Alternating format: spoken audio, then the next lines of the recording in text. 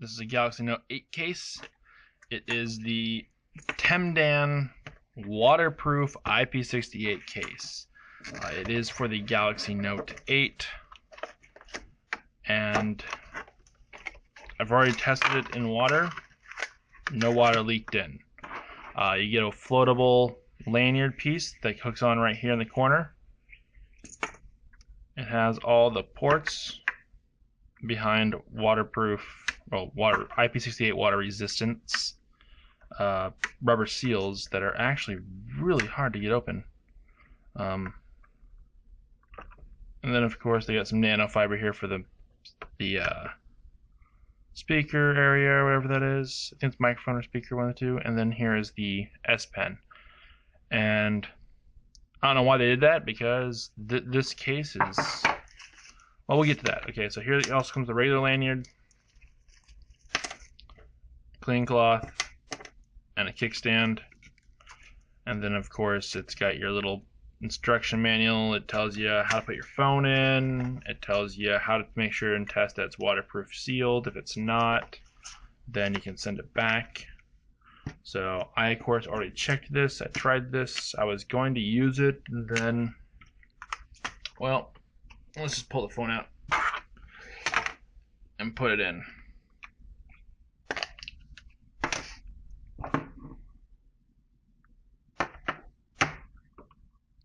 Let's see here. There's the corner. There it is. The corner has a small gap area here you can grab onto. And it pulls apart. Take your phone in. Toss it in just like that. And then this, of course, goes over. If you have a waterproof case, it's the exact same. You got a nano thing here, a nano material that allows your thumbprint to go through without issue, supposedly. But well, so now that we have it sealed,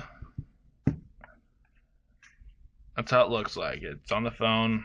It gives it quite a bit of extra bulk in half to make it shockproof, dustproof, waterproof, etc. And a lot of people are going to say, why are you going to do this? And simple answer is, if you have a screen protector like I do, water's going to get inside underneath it if you get in the water without having a complete enclosed case on it. So that's number one. Number two is, once in this case, you're essentially expanding the length that you can hold it underwater. And if both things are IP68, it means it has to permeate the first one, which will take up to about half an hour. Then it has to permeate the second one, which can take another half an hour. So then you got almost an hour before your phone's going to be damaged by the rating mechanism. But we all know that the ratings are there for safest values. But I've had my phone, the S8 Plus, when I had that in the water for like over an hour, playing around, taking pictures with my daughter, and it worked fine. The problem with this case, though, is, well, number one, so if you do want your S Pen on your everyday carry, maybe it's got fat fingers, but I can't hardly even get at it. Like I have to like really push my finger in there, and it's ridiculous to try to get my S Pen out. So having a slot here for the S Pen is redundant. It's stupid to even have that. All right, and the next issue, let's go to the back of the screen. Boom. You can see right here, or I hope you can see, it doesn't line up. The camera's fine, but your fingerprint sensor isn't. And if you look closely, it's not even flush. If I put my finger here, it does nothing. I have to literally push down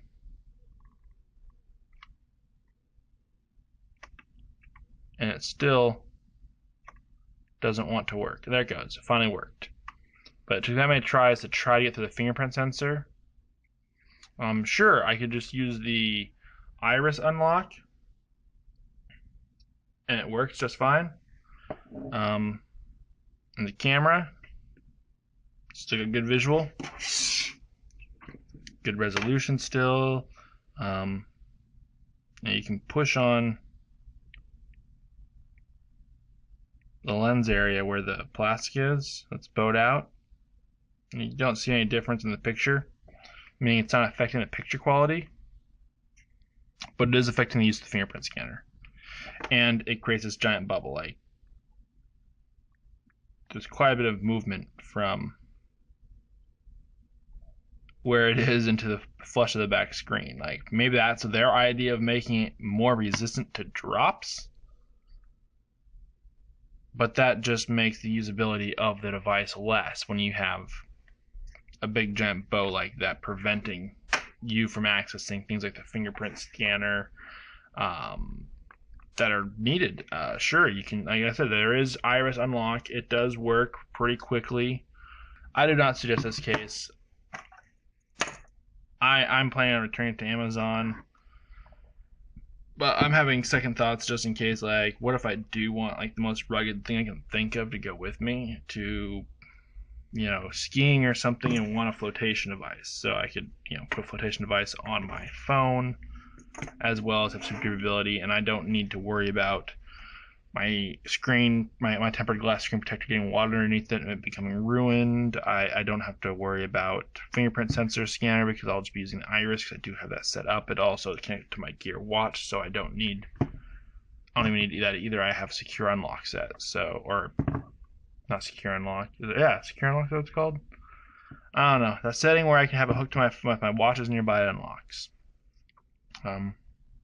Temdan waterproof IP68 case, and it does come with waterproof floaty lanyard, regular lanyard, and then if you want it, you can stick this to the back of your phone wherever you'd like, and it creates a kickstand wherever you want it on your phone, and it'll